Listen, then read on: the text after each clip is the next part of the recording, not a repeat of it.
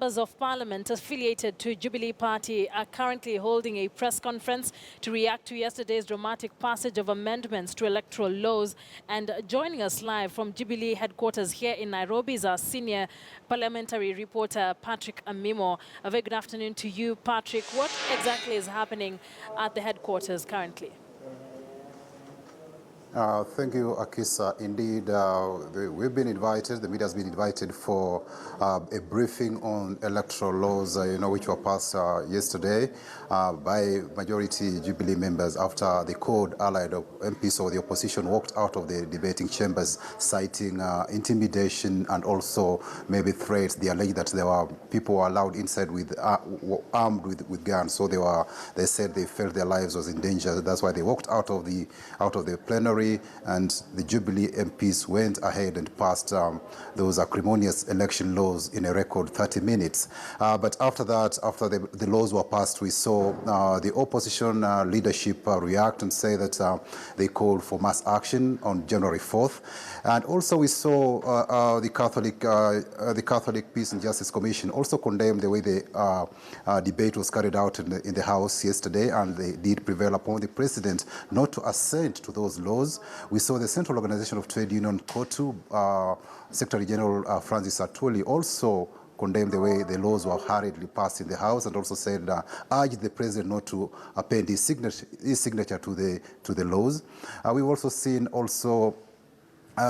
they are calling the IEBC also came up with a reaction and said they are not happy with the manner the matter has been treated, and they are asking for a bipartisan approach to ensure that these election laws do not cause acrimony in the country. Remember, these laws were agreed upon through a joint select committee which composed of 7 members of Parliament from the opposition and 7 members from the ruling Jubilee side, both in the National Assembly and Senate. And in September, when the members were passing these laws, they were asked by the top leadership not to delete a full stop or introduce even a comma into those laws, because they were as a result of a negotiated process. And that's what members went ahead and do. And that was on 1st September, and by 14th September, the President assented to the laws, and it became an act. So they are questioning why maybe about 2 months later, even before the laws are operationalized, there are now changes. So there's a lot of suspicion among the political divide on these particular laws,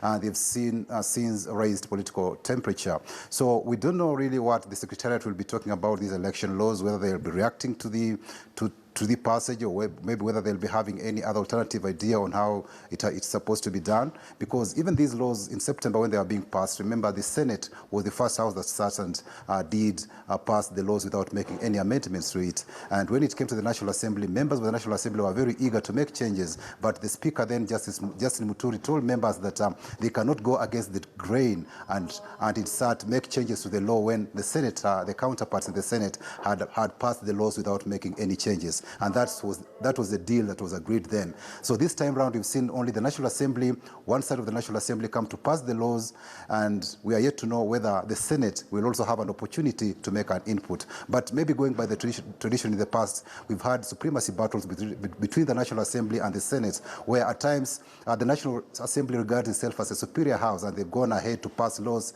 that even required an input from the Senate. But we've seen that they've skipped the Senate. In fact, that has been, on occasion, we've had also the Senate complaining, and they've said that almost they were citing about 40 laws that were passed without their input. So it's a matter that is yet to be settled, or is yet to be clarified, but we are waiting to see what the Secretariat will have to say about the events that happened in the House yesterday when Jubilee MPs passed the laws, because it's really attracted at least a lot of also condemnation or some concern in other quarters of society. Akisa? Well, Patrick, there's word that the Senate might also have a sitting to discuss this very contentious electoral amendment laws. Have you had anything towards that effect?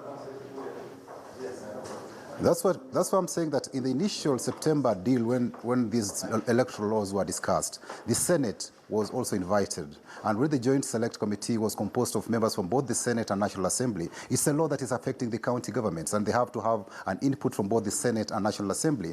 And You see, when the laws, when the National Assembly did pass, the Speaker of the Senate has not indicated whether we'll be having, the Senate will be sitting or not. So until and unless that communication is made, then that's when we'll know that maybe the Senate is sitting. But as I said, maybe there's a past tradition where the Senate has been skipped. So it is a wait and see as it stands now. But as I'm talking, I think the Secretariat is about to to start briefing us on the issue, and I think I would rather say maybe I stop it at now so that we go set up for them and see what they are going to tell us.